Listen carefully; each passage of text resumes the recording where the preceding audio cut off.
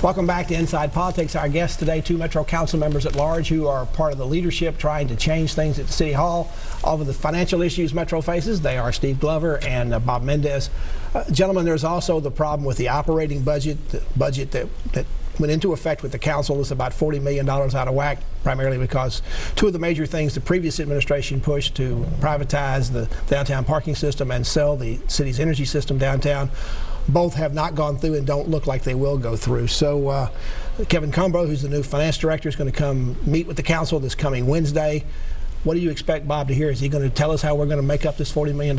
I think he is. I think the Cooper administration has been working really hard to find new revenue sources, recurring revenue sources, and then I think there's going to have to be some bitter medicine that goes along in the form of some cuts that also to make the ends meet. And right now he's identified, I think, $12 million, a little bit more than that from the convention center. Some of that came from Mayor Briley when he got $10 million from it, and then some of it's also on an ongoing basis, an in lieu of tax payment that the convention center is going to make based on its property value.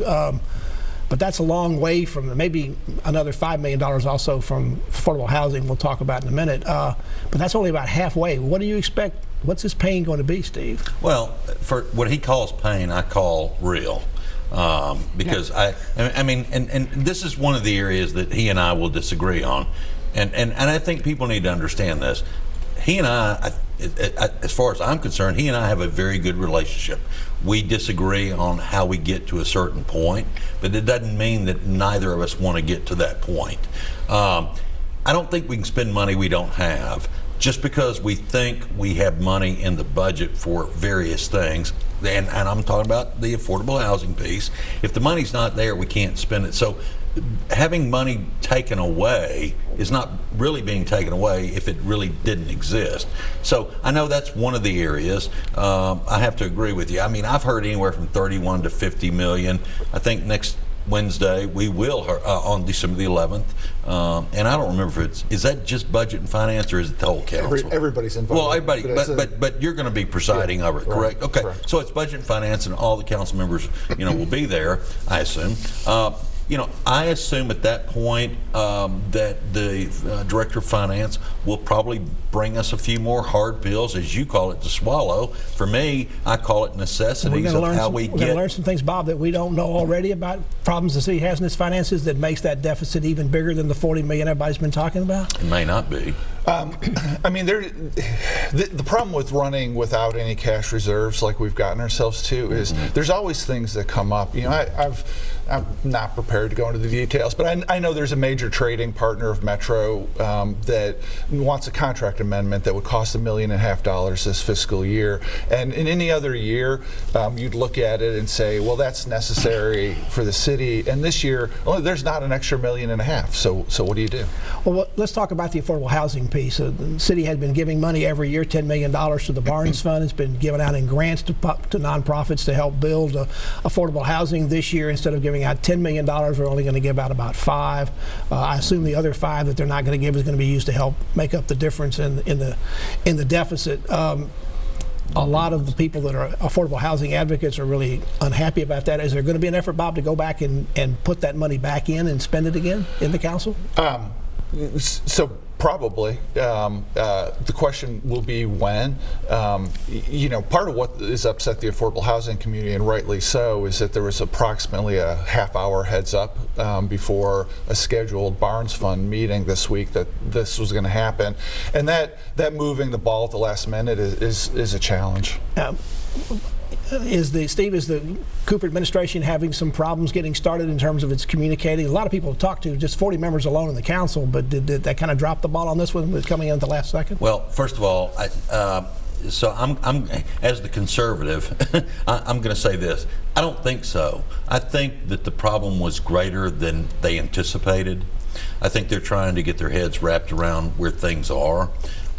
And so what I've asked, and when I say my folks, I'm talking about the conservative and moderate side. I'm asking our folks, let's be patient. Let's give them some room to kind of figure things out. One of the things that we like, I know that the other side doesn't like it, but one of the things that we like is that he is making hard decisions. I'm sorry there was only a 30-minute warning, but this is what it's going to require, I think, going forward. I know it makes you laugh at me. Well, Pat, if I may. There's room in the universe for the messaging to have been horribly botched and it's still having been the right thing to do. The mayor is under intense pressure from the media, the council, and the comptroller to come up with a corrective action plan as quickly as possible, and that's what they're doing. I think I can have some level of tolerance for really bad messaging if it's coming with getting to a solution quickly. But how much of a surprise should this affordable housing cut been? Even the previous Briley administration, when pushed before this all came about, said if we don't get the money that we need in this budget, that's what we would do, at least in part, to cut. So this is not a total and complete surprise. Well, the business community, for example, is fond of saying the prior administration committed to it, you ought to live up to it. That was the central pitch behind finishing off the soccer stadium that started in one administration and went to another. And whether we like it or not, there were certain commitments. And it's going to be hard to tell the affordable housing community that it was in the budget and now it's not. And I'm not like, I am clear, in order to fix this, there will be bitter medicine, and that's the moving of the ball. We had a budget. We're not going to do it. Steve, in terms of honoring previous commitments, Mayor Cooper when he was a candidate, was quite critical of at least the timing, if not the funding, of the extra 3% pay raise that goes into effect for Metro teachers on January 1st. Some of it's going to be one-time money, at least this time. That's one of the things that got Metro in trouble.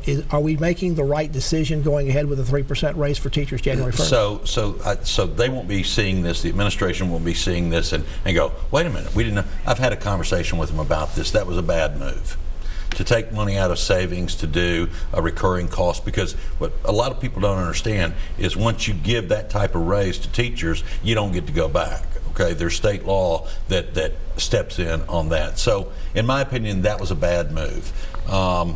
We talked about it. We'll figure out kind of where we go in the future. For me, when we talk about promises, I mean, we all voted back under the Berry administration. We were going to give our employees a 2%, then a 3 and a 3 cost of living adjustment for a 3-year period. One of those years we didn't honor it. So, for me, that was voted on. That was all of us saying we were going to do it. And that has been and will remain very important to me, because if we give you our word on something, then especially if we collectively vote on it, dadgummit, we better make sure we do it. Let's take a quick break. Steve Glover, Metro Councilman at Large, is with us, along with Bob Mendes. We're talking about Metro's budget issues and financial problems. Back to continue our conversation after you watch these messages.